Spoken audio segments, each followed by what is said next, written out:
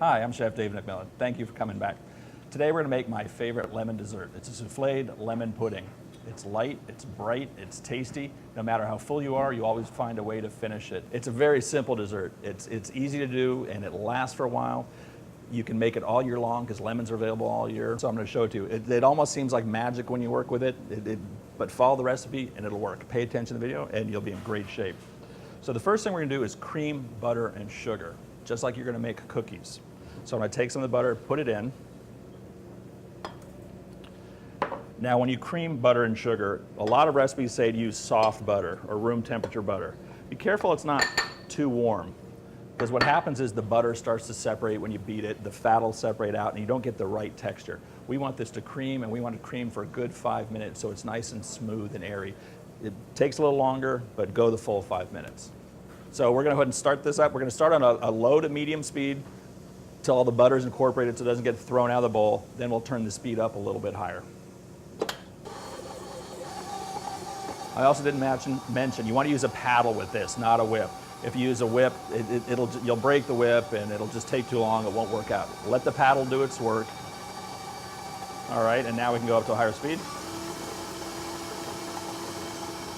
All right, well, while we're doing this, we can actually start getting the other things ready we want to talk about.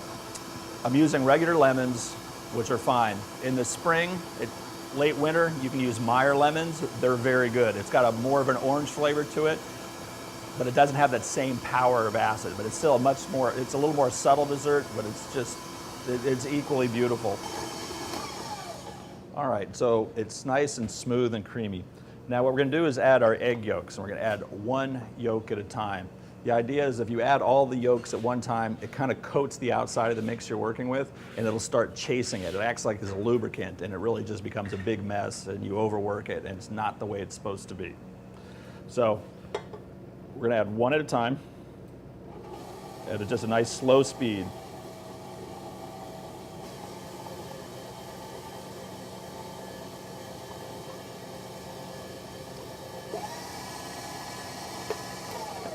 And it's good. All right, now we're going to zest and juice our lemons.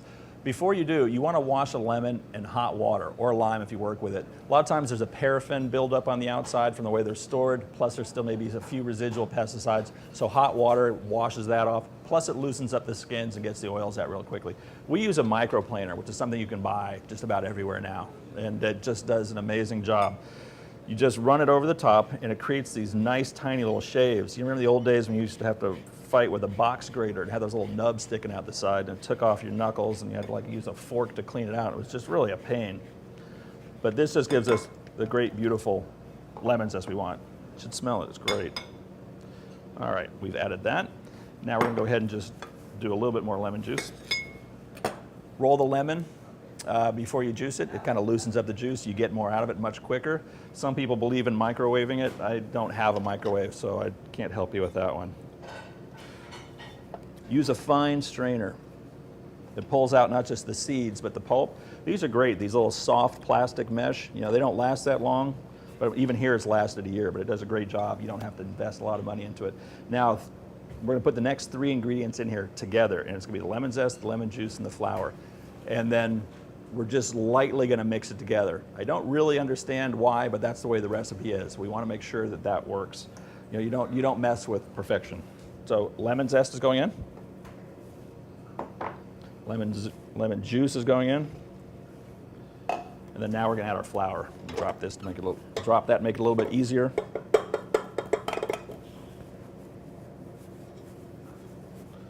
There we go. Pull it up, and just till it's lightly incorporated. Now this is mixed just right, not too much, just enough. So now we're going to add our dairy. So I've got milk and cream. So first off, the cream. Then what I'm going to do is pour a little bit of milk into the bowl, because cream is really thick and it sticks to the sides and it's really expensive. So just swirl around with a little bit of milk, and it just helps you get that out. It keeps you from wasting your money. And now we're going to go ahead and add the milk. And quickly, a little bit of salt. And then we'll go ahead and turn it back on and do a little bit more mixing and get it smooth at this point in time. All right, well this is mixed now, so what we're going to do is take it out, and I want to show you that no matter whose mixer you have, there's always some tolerance and room built in it where things will get stuck to the side. So what you want to do is scrape the bowl when you get it out of the mixer, just to loosen up those few big chunks that'll still be on there. And now we're in good shape.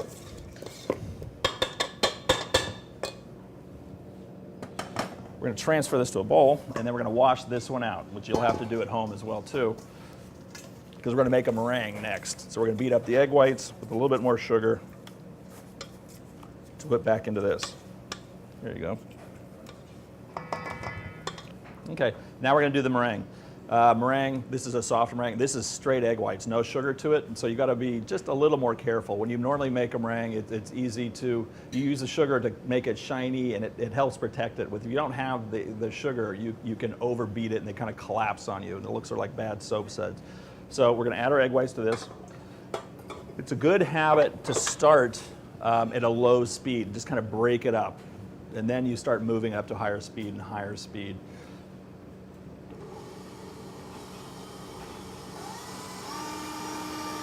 And you look, it's really important to not have any egg yolk in your egg whites. It's really important. Okay, it's really important to not have any egg yolk in your egg whites or any leftover soap on your bowl. Both of those will break down the meringue and the egg whites, and they'll never whip up. If it doesn't start to whip up after 3 or 4 minutes, then you know you got a problem. Really should throw it out and start all over again. This is something that is best made ahead of time. You don't want to serve it warm out of the oven because the custard needs time to set at the bottom. This is actually a great dessert made the day before. It allows everything to congeal. It's also nice, it's better if you don't refrigerate it. If you're living down south and it's really warm and you've got to do that, that's fine. But what happens is it makes the cake much denser. So if you're going to do that, pull it out ahead of time and let it relax a bit. So all we're going to have to do, a spatula is a great way to serve this. Now you can do it in small individual dishes, but what I've found is the custard doesn't quite separate out as much, and it gets a little bit drier.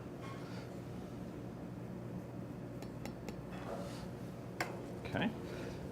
Then my favorite accompaniment with this is mixed berries, and depending on what the season is, any of them. Blueberries, blackberries, raspberries, strawberries.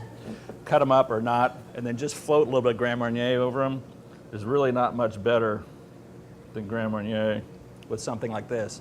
The sugar is great, kind of wraps around the acid that the fruit has to offer. You can do this ahead of time, or you can do it very fresh. The more you do it ahead of time, the alcohol will start to pick up some of the color of the berries. And again, if you use a mix of the berries that I mentioned, it becomes just brighter, color-wise. But as far as flavor, one is good. Yeah, why not? We're gonna give it just a little bit of powdered sugar. And a little bit of sweetened vanilla whipped cream. I like a softer cream rather than really stiff. And there you go. So this is the souffled lemon pudding with blackberries, Grand Marnier, and whipped cream. One of my personal favorites, my favorite lemon dessert, and it doesn't get any better than this. Trust me.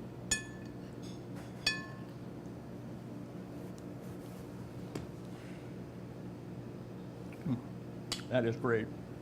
Absolutely great.